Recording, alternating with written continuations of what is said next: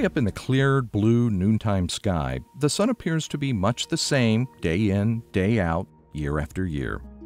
But astronomers have long known that this is not true. The sun does change. Every 11 years or so, sunspots fade away, bringing a period of relative calm. This is called solar minimum, and it's a regular part of the sunspot cycle. The sun is heading towards solar minimum now. Sunspot counts were relatively high in 2014, and now they're sliding toward a low point expected in 2019 to 2020. During solar minimum, we can see the development of long-lived coronal holes. Coronal holes are vast regions in the sun's atmosphere where the sun's magnetic field opens up and allows streams of solar particles to escape the sun as the fast solar wind. Streams of solar wind flowing from coronal holes can cause space weather effects near Earth when they hit Earth's magnetic field.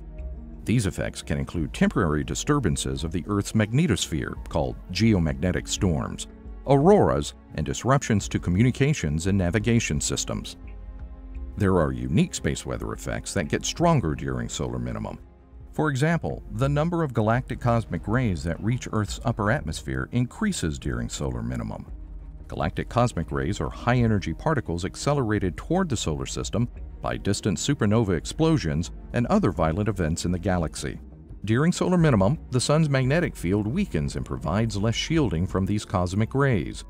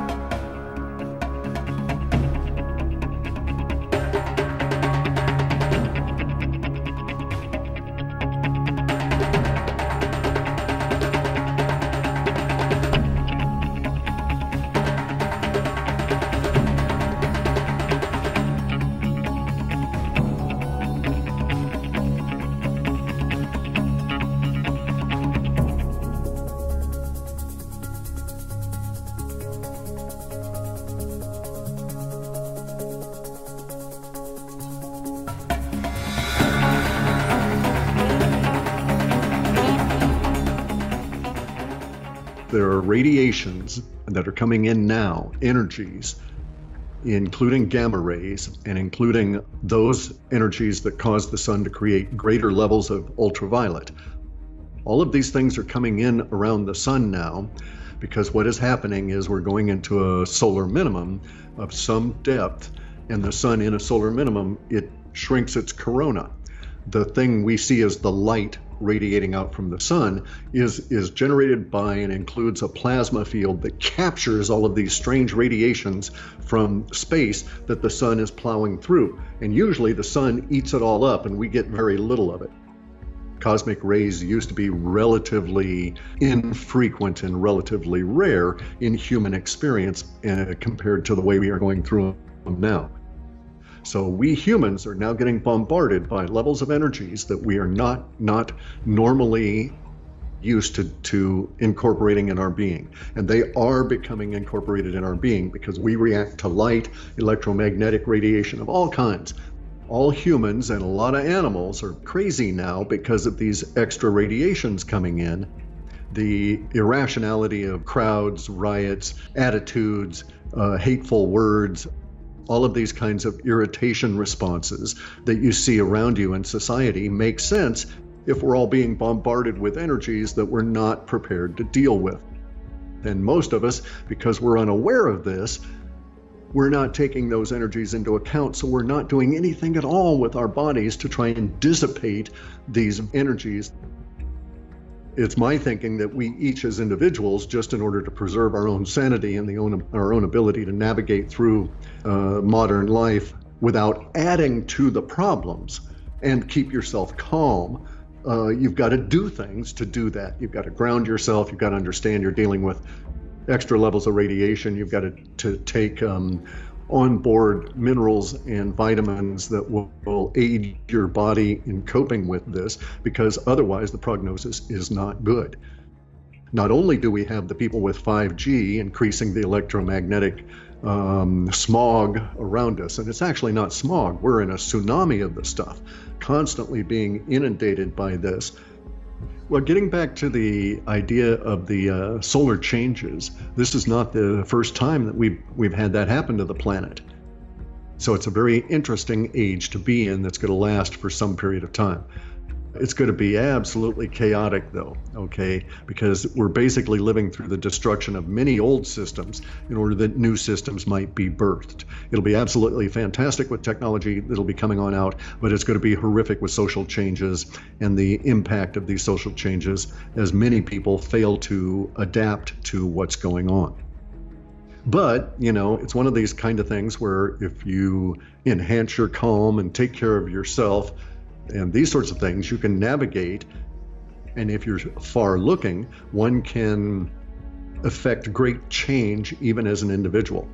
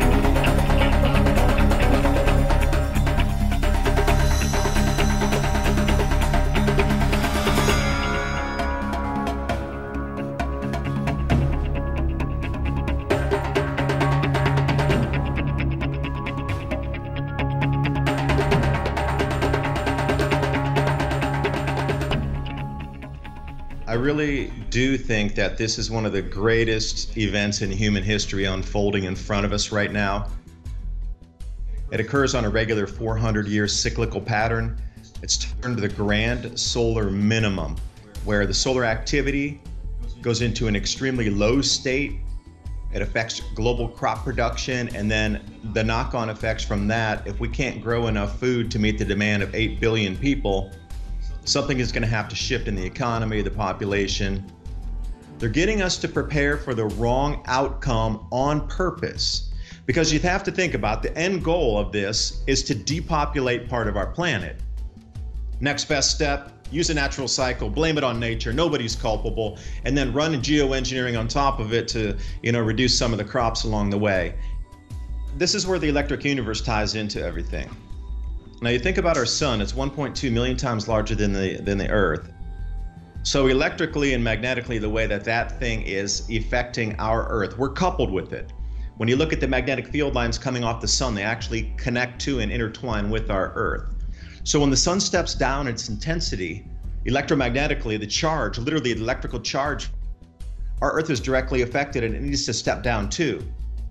And we're heading into a really amplified, heavily electrified, plasma-dense region of space with debris.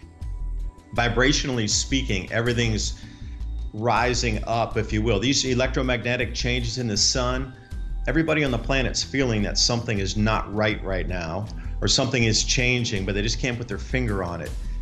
That's the electromagnetic frequency from our sun changing.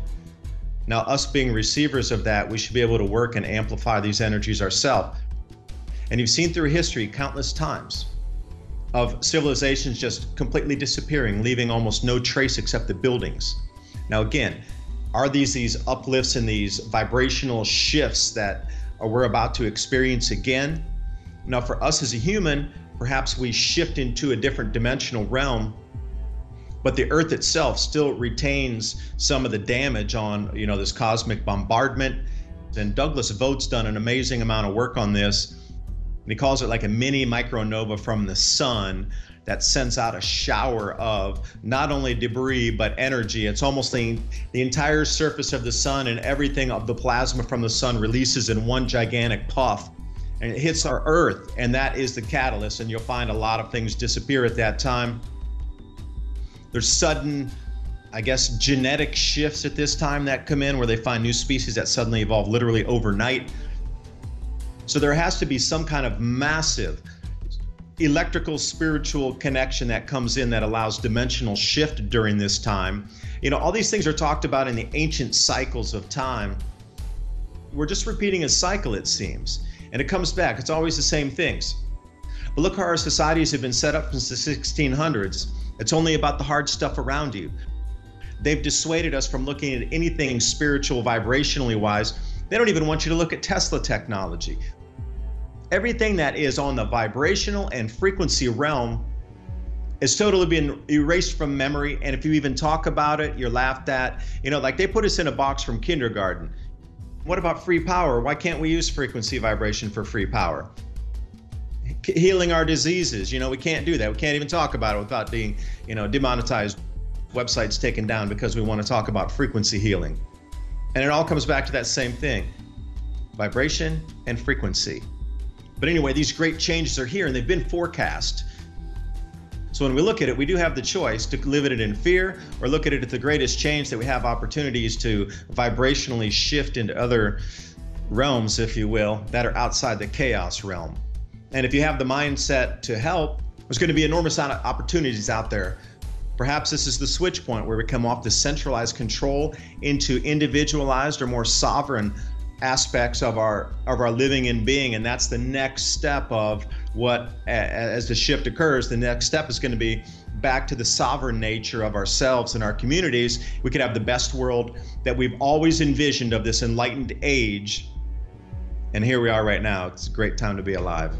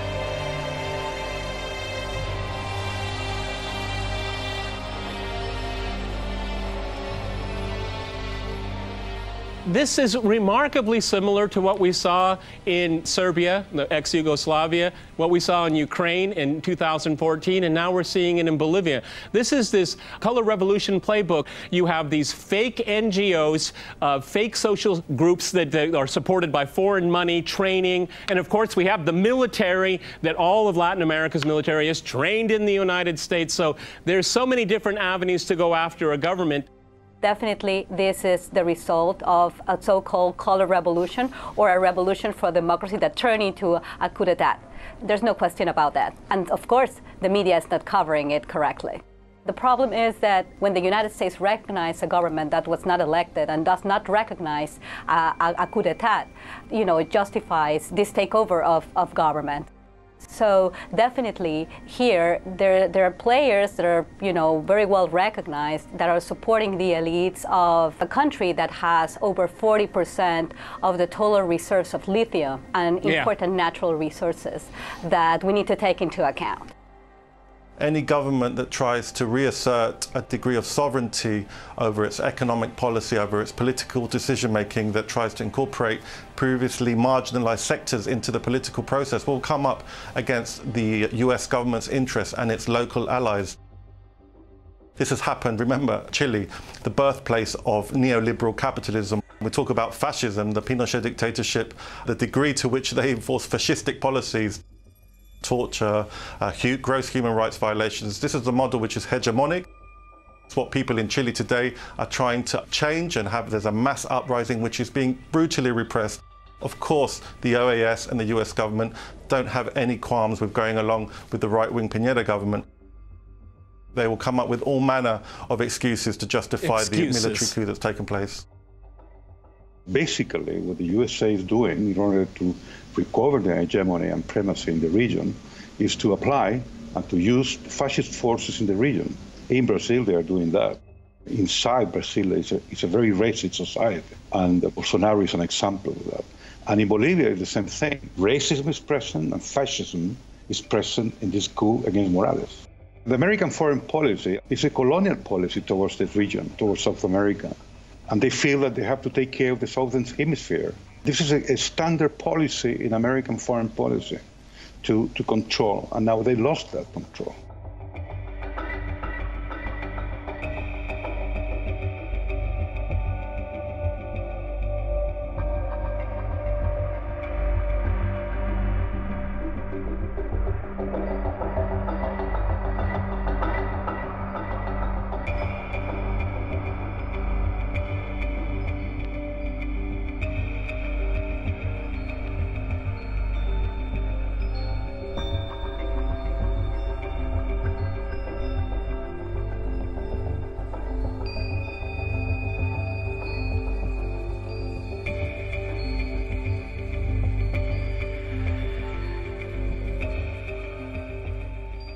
Evo Morales entstammt politisch gesehen der Gewerkschaftsbewegung und er war der Gewerkschaftsführer der Coca-Bauern. Die Verfassung hat festgesetzt, dass ein Präsident einmal oder zweimal wiedergewählt werden kann. Er hat es allerdings ein drittes Mal versucht.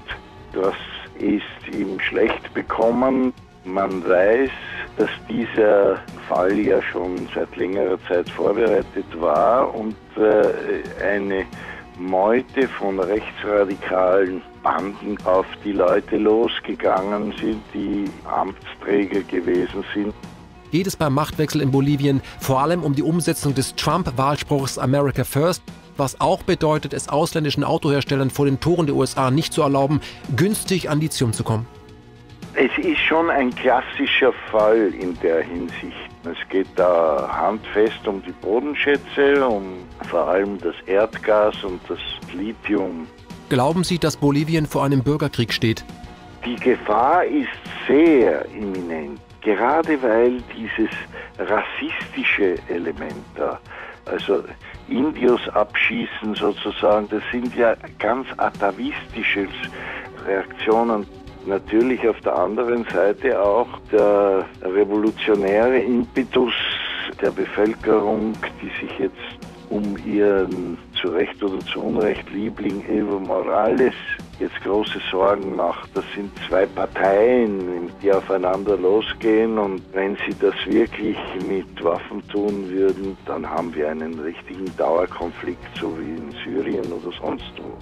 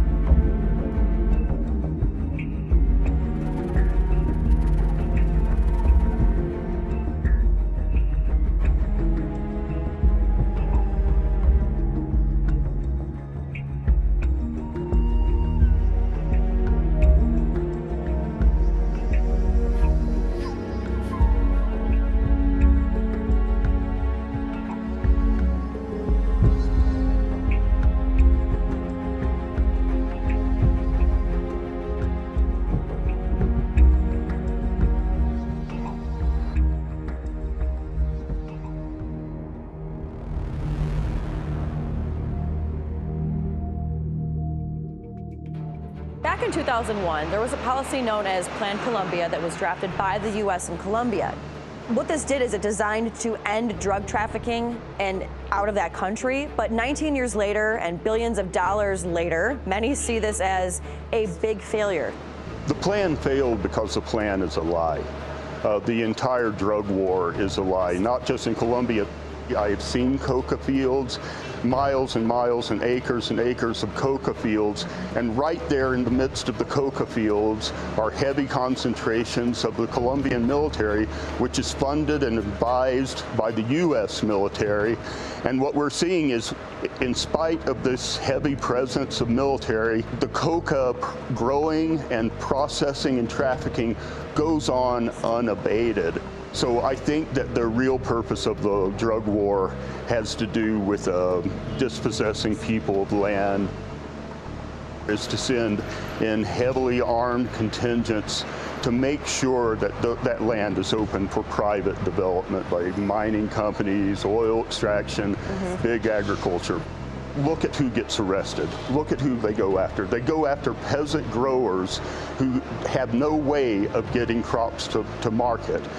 But you rarely see the real drug traffickers, the real narco traffickers winding up in prison. It's just a big lie.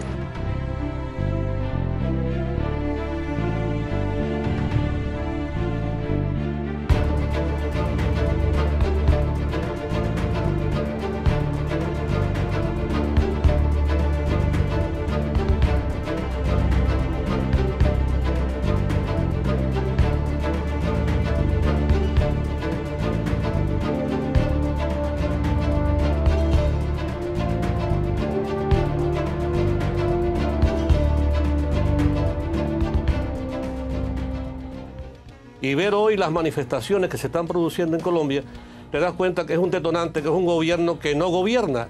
Y definitivamente, con todos esos atisbos de Duque, hay también un discurso demagógico alineado un tanto con el uribismo, que definitivamente el pueblo colombiano está manifestando en las calles que no quiere más ese gobierno, es lo que está pasando. Hoy el gobierno de Duque de Colombia está en el caos, realmente. Hay que ver los rostros, las caras, la presencia de esos jóvenes ahí, que están interpretando los sentimientos también de mucha gente que no pudo tal vez llegar al lugar de las manifestaciones, pero que sienten lo más hondo que es vital, ya urge un cambio en Colombia. En un país que está además echándole las culpas a otro. Y la raíz del problema es de muchos años también de limitación y de subdesarrollo. El neoliberalismo, que ya no es tan neo, es una vieja receta que ha estado destruyendo a los gobiernos y sobre todo a los pueblos, que son en definitiva los más afectados. Así que Colombia hoy está justamente viviendo una etapa, una historia como consecuencia de años de sufrimiento y también de discriminación.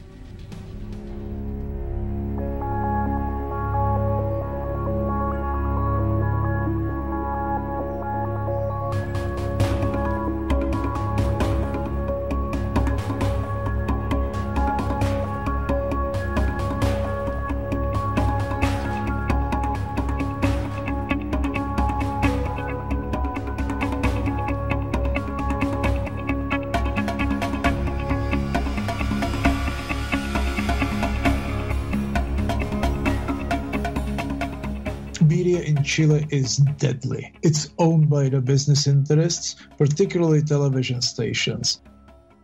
One thing you hear from protesters and fighters and revolutionaries, and totally different thing is what you see later on your television screen when it's being all analyzed. Because television is doing tremendously destructive work. And we saw it in Venezuela in the past. We saw it in so many other countries. They are indirectly smearing the revolutionary forces. It was absolute shock for the people to see military on the streets, especially for older people, because for them, the military on the streets symbolized the coup, 1973, or horrible repressions under General Pinochet, and something so shocking that they thought that it can never return to their country. So many people believe actually that the constitution has to be created by the people, for the people, not by the political parties that already betrayed, that governed Chile after Pinochet stepped down and did very little actually to bring the power back to the Chilean citizens, or to return Chile where it was before the natural process was interrupted in 1973 by the United States and the treasonous Chilean military and the elites.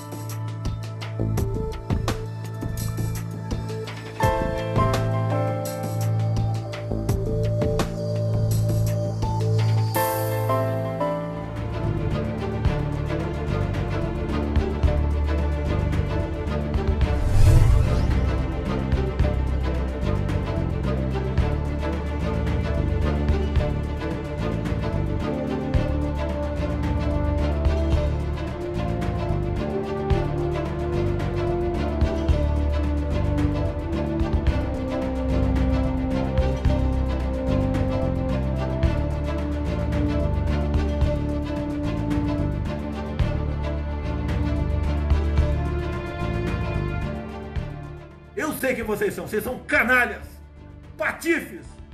Esse é o jornalismo que vocês fazem, jornalismo podre.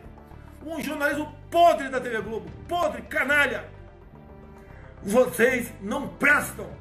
Essa patifaria por parte de vocês, essa coisa que não dá para definir. O tempo todo infernizo a minha vida, porra! Essa patifaria 24 horas por dia contra a minha pessoa é uma canalice que vocês fazem. Uma canalice, TV Globo. Uma canalice.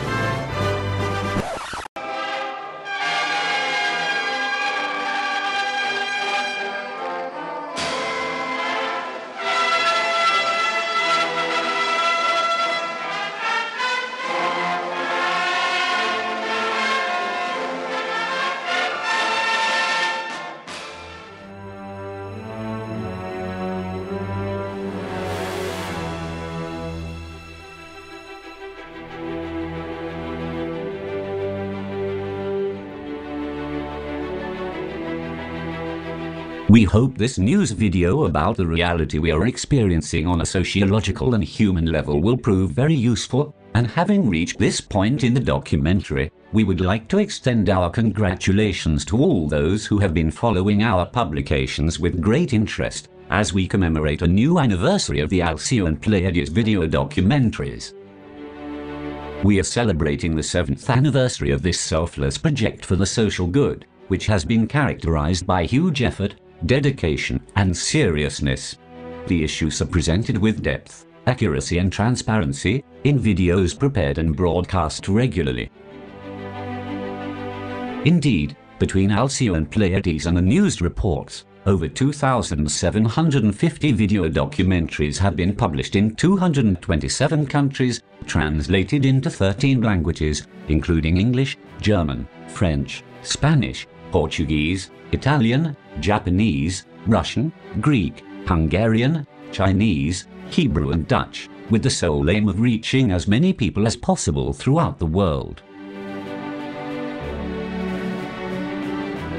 They have been created to transmit knowledge that is often covered up or hidden, so that the truth will be brought to light and be of help to people of pure and noble heart who yearn to awaken to the reality that has often been concealed from us.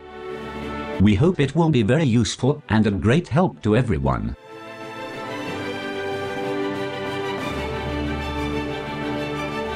So, on this happy 7th anniversary, we extend our sincerest thanks to those who, through their dedication and efforts, day after day, steer and set the guidelines of these profound and interesting documentaries. We would also like to thank our loyal viewers and subscribers who are filled with hope as they await each new publication and strive to understand and apply the knowledge received.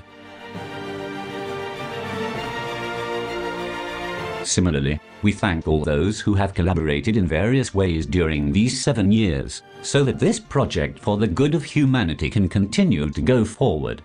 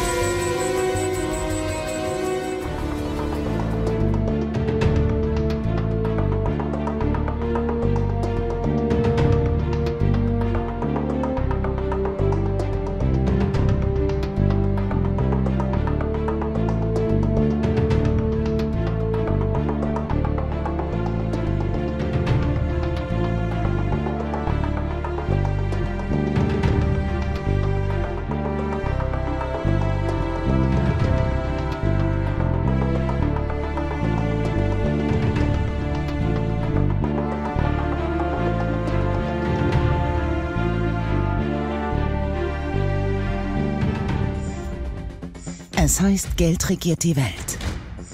Keiner hat mehr davon als der Finanzinvestor BlackRock. Über 6 Billionen Dollar stehen dem Konzern zur Verfügung. Wer so viel Geld bewegt, hat Einfluss auf Firmen, Politiker und ganze Länder. BlackRock arbeitet mit dem, was die Wall Street OPM nennt. Other People's Money. Das ist das Geld anderer Leute. Das ist das Geld, was die Wall Street am allerliebsten verwendet. Und bei BlackRock ist das natürlich auch System. Der Kopf des Unternehmens ist Lawrence D. Fink, genannt Larry. Er ist der mächtigste Vermögensverwalter der Welt. In den 10 Jahren seit der Finanzkrise 2009 stieg BlackRock zum größten Investor der Welt auf. BlackRock hat zu viel Geld, BlackRock beherrscht die Kapitalmärkte und falls mal etwas schief geht, dann könnte das die ganze Finanzwelt bedrohen. Ich glaube, BlackRock ist eine extrem gefährliche Firma. Da ist dieser Partybus. Und jeder auf der Party, jeder im Bus will feiern und was trinken. Also trinken sie und haben Spaß. Und wer schiebt das Ding? Es sind Larry Fink und Janet Yellen. Die machen Party und Janet Yellen will die Bremse ziehen. Doch Larry sagt, nein, lass laufen. Und das Partyvolk, nein, nicht bremsen. Das macht so einen Spaß. Und dann ist da diese Klippe. Und der Partybus stürzt die Klippe runter. Und was zerstört ihn? Sie knallen auf einen schwarzen Stein. Einen BlackRock. Ein führender Experte brandmarkt BlackRock als Gefahr für die Finanzwelt. Der Angriff markiert einen Wendepunkt in der öffentlichen Wahrnehmung des Finanzinvestors. Als globaler Vermögensverwalter hat der Konzern zwar inzwischen viel mehr Geld im Umlauf als die meisten Banken, wird aber deutlich weniger kontrolliert. Denn BlackRock ist keine Bank, vergibt keine Kredite und gilt deshalb als nicht systemrelevant.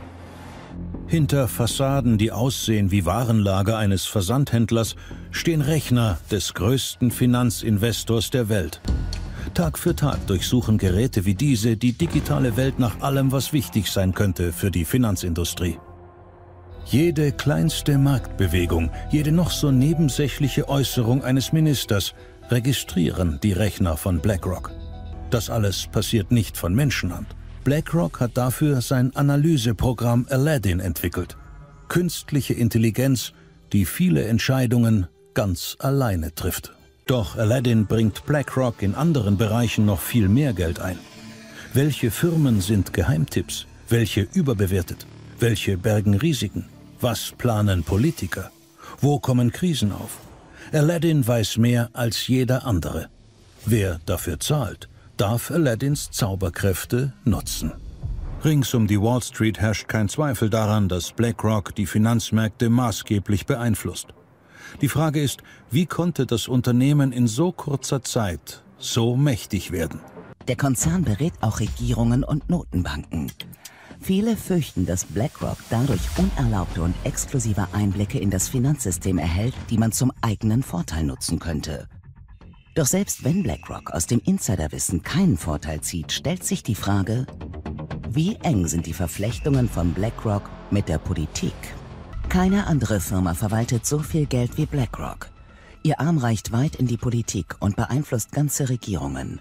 Doch darüber redet man nicht.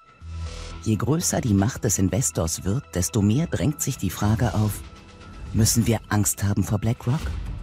Könnte die Größe des Konzerns unter Umständen eine weltweite Finanzkrise begünstigen? Und ist BlackRock überhaupt noch aufzuhalten?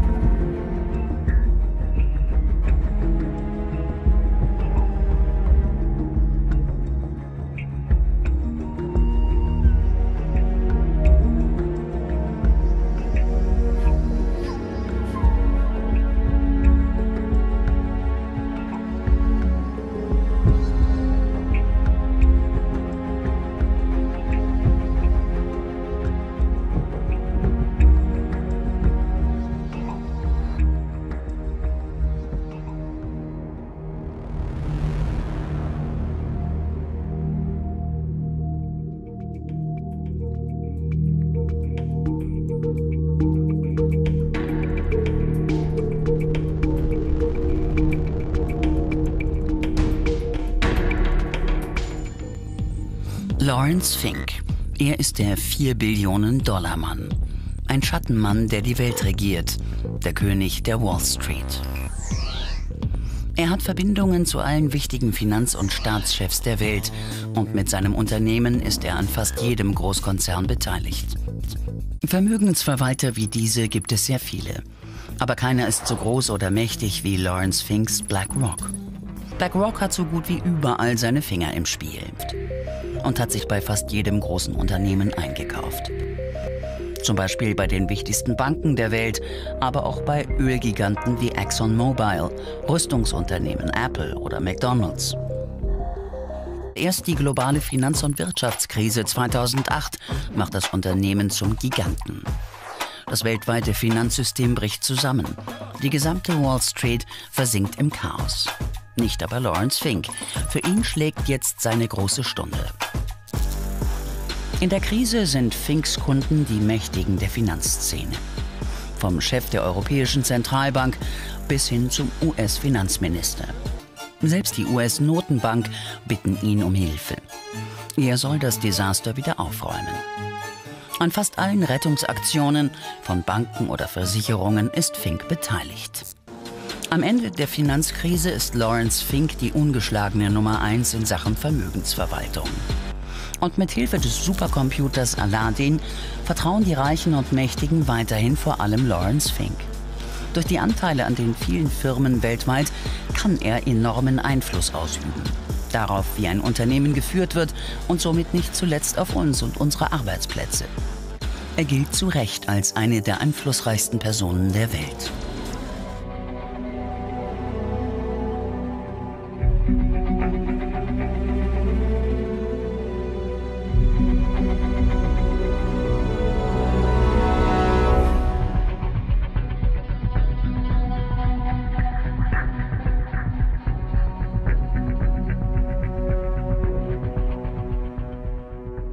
Von diesen 500 aktiennotierten größten Unternehmen, von diesen 500 ist BlackRock, Vanguard und State Street der Hauptaktionär in 450.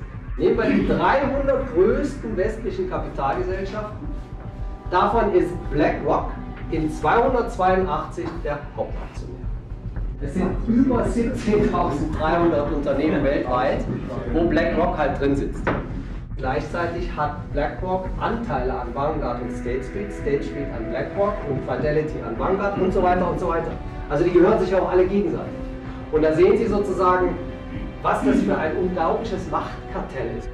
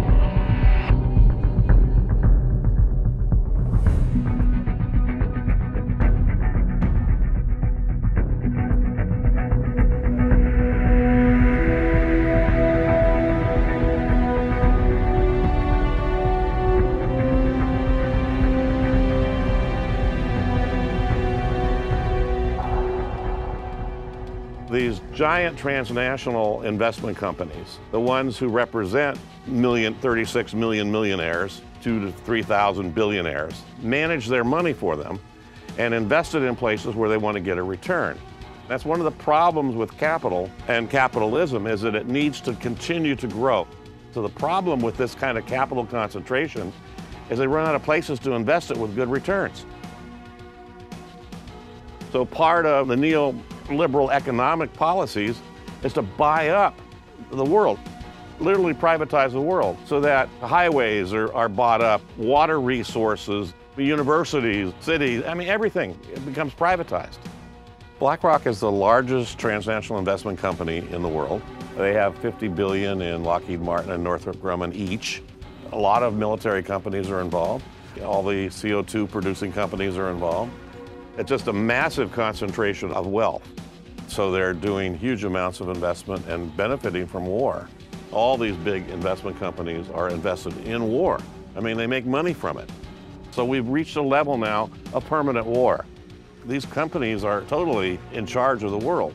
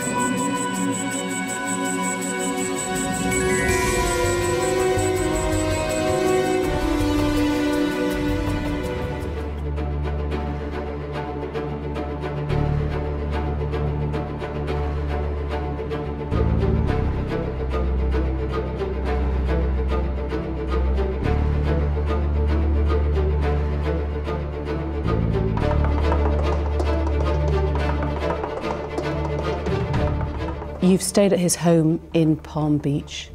Yes. But you were staying at the house of a convicted sex offender. It was a convenient place to stay. Witnesses say they saw many young girls coming and going. I never saw them. What they were doing and why they were there, I had nothing to do with. One of Epstein's accusers, Virginia Roberts, has made allegations against you. She provided a photo of the two of you together. Yes. Your arm was around her waist. I have absolutely no memory of that photograph ever being taken. Do you recognise yourself in the photo? Yeah, it's pretty difficult not to recognise yourself. But we can't be certain as to whether or not that's my hand on her, whatever it is, left side.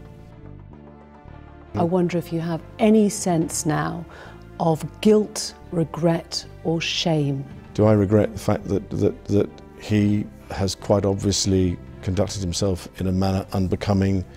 Yes. Unbecoming? He was a sex offender. Yeah, I'm sorry, I'm being polite, in the sense that he was a sex offender. The problem was the fact that once he had been convicted, I stayed with him. And that's the bit that as it were, I kick myself for on a daily basis, because it was not something that was becoming of a member of the royal family. And we try and uphold the highest standards and practices, and I let the side down.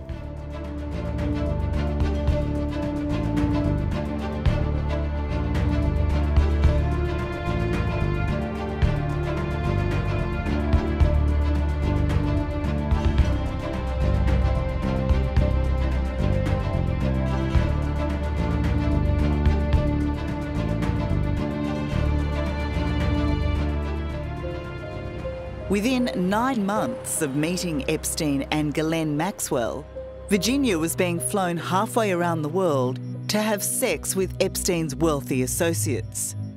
A little girl amongst a sea of men.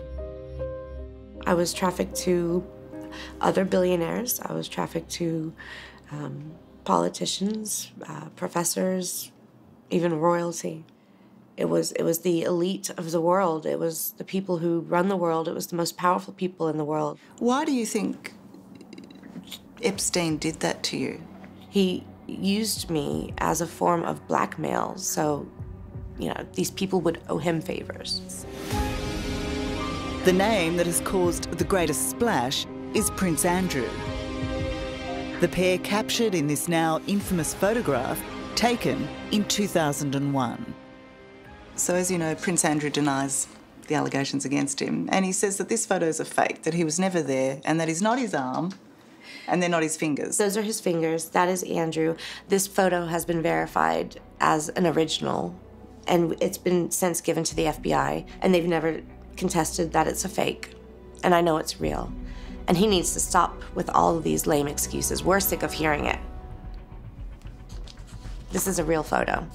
And that was the first time you met him? And that's the very first time I met him. And that's right before I was abused by him. Jeffrey Epstein and Ghislaine Maxwell took the 17-year-old Virginia to London to party with Prince Andrew. Then we went to Club Tramp, and he danced with me, and he sweats a lot, and he smells funny.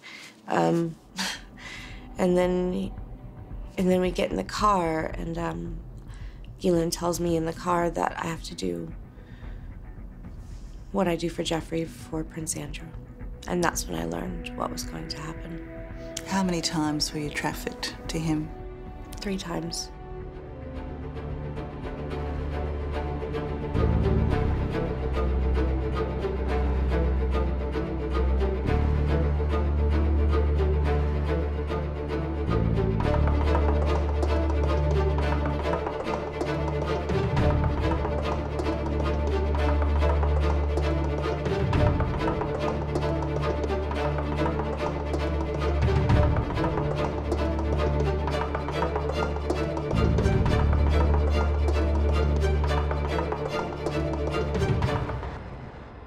You know, Epstein's wealth was so vast, you know, the fact that he had this fleet of planes. We've heard a lot about the Lolita Express.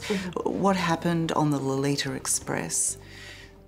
Everything that happened on the Lolita Express and his other planes was the same thing that happened in his bedrooms and the massage rooms, on the beach, wherever we were. The abuse did not stop because we're in the air. 95% of the time, there was always sex involved. Like, that's how sick this man was. Prince Andrew later said he stayed at Epstein's homes several times, and flight records show the prince travelled on Epstein's private plane in 1999. A Washington Post examination of flight logs revealed Bill Clinton took 27 flights on Epstein's private plane.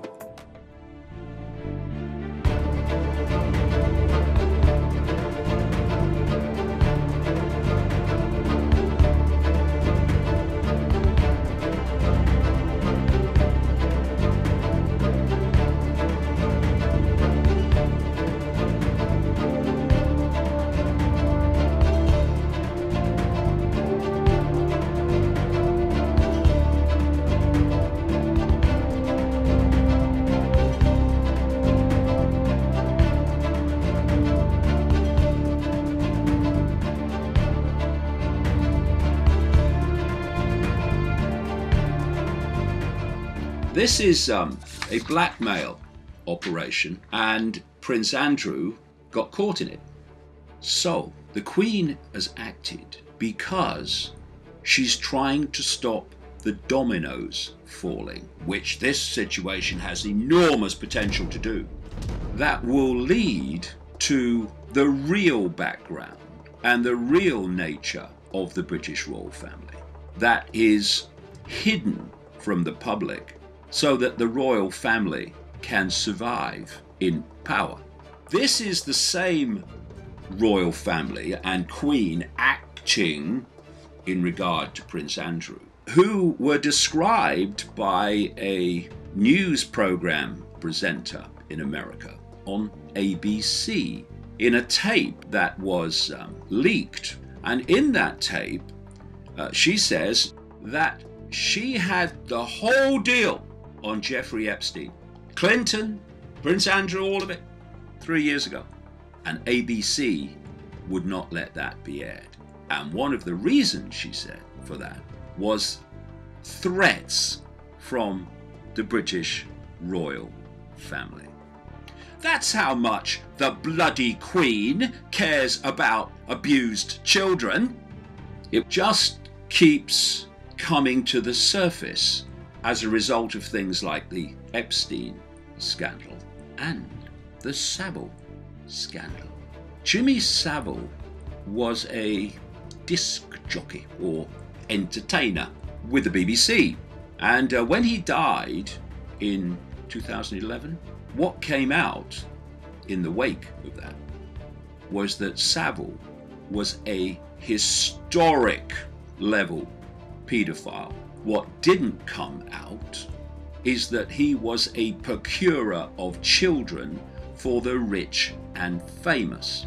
And Savile was also, for decades, an inner circle member of the British royal family and a close friend to his death of Prince Charles.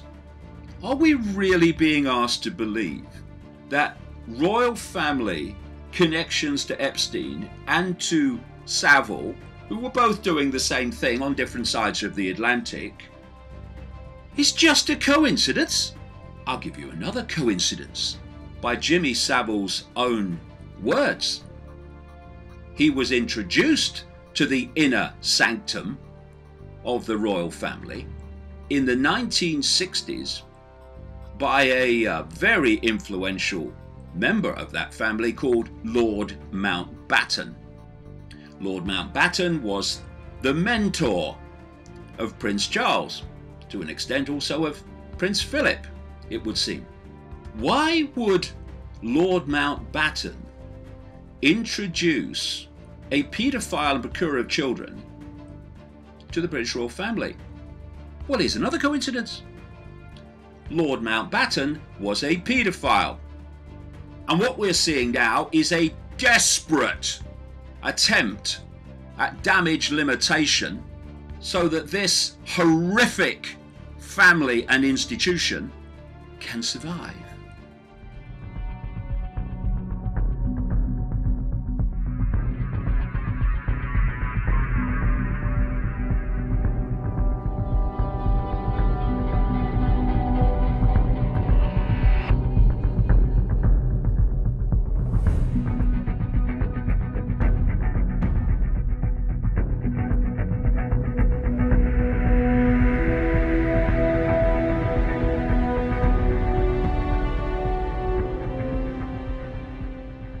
Prince Andrew quit public life and his royal duties for the foreseeable future. This is a direct response to the mounting evidence and actions that could take down the royal family. There's a lot of things to consider here with this latest statement by Prince Andrew, which again is correlated with secret legal documents that are supposed to be unsealed by a decision from a US judge by the end of this year. Documents that allegedly have explosive new allegations that most likely implicate also Prince Andrew, that many witnesses now correlate him with. And because of that, and because of the mounting evidence and the witnesses and this potential document drop, there is a lot of pressure on the royal family, especially with all the pedophiles that they are connected with, that surprisingly face an extreme lack of consequences for whenever they get caught in their scandals.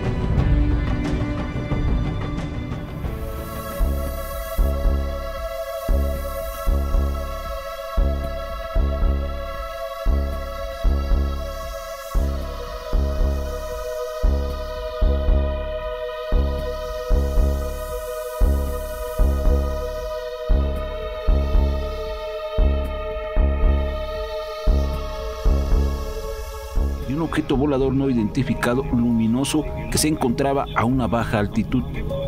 Se puede observar que emite un rayo de luz. Parece estar dirigiéndose hacia el frente y hacia abajo. En un punto de la toma desaparece y en segundos reaparece.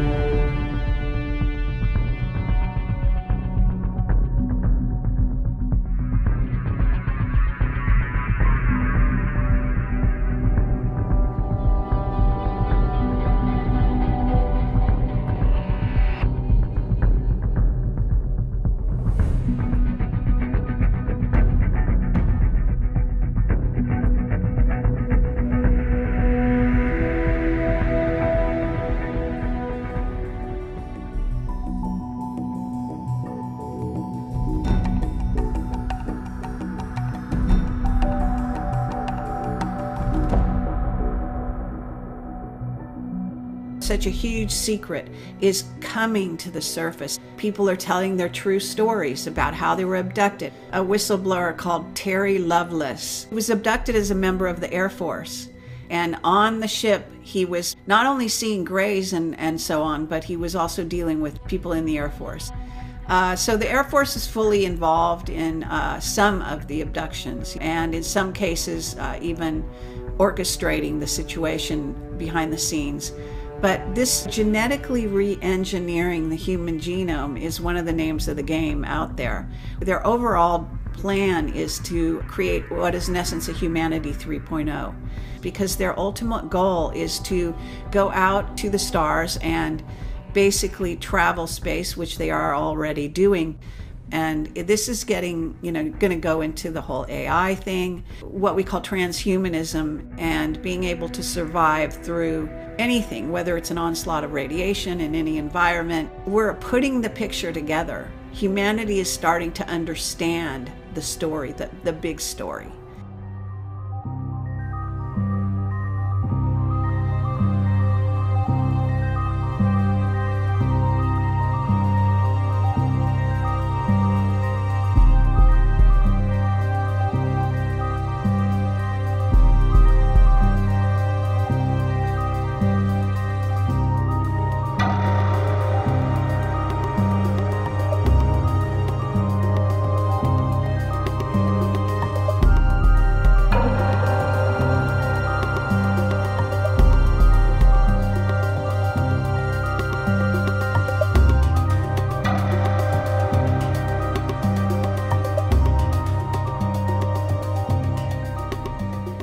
Human beings for 10,000 plus years have taken animals in the wild and bred them.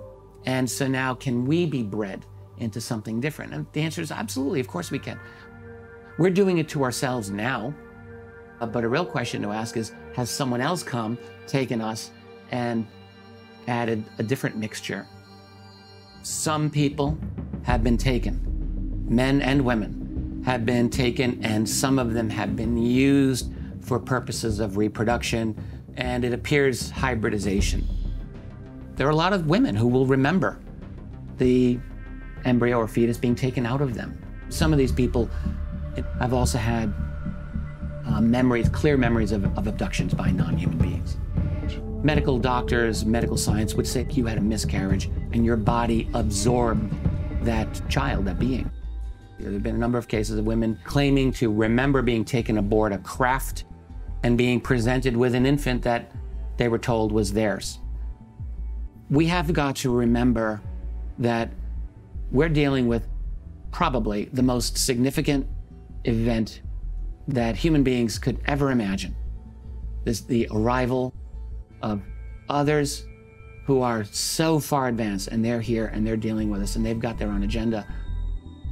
I have 24 hybrid children, and it's a lengthy process. Okay, the whole process of insemination, of having the children, and many other implants that happened in between in order to facilitate the program. When I was abducted in 2013, I didn't want to tell anyone about that. The entire operation, I guess it was a harvesting and hybridization ship particular to this process.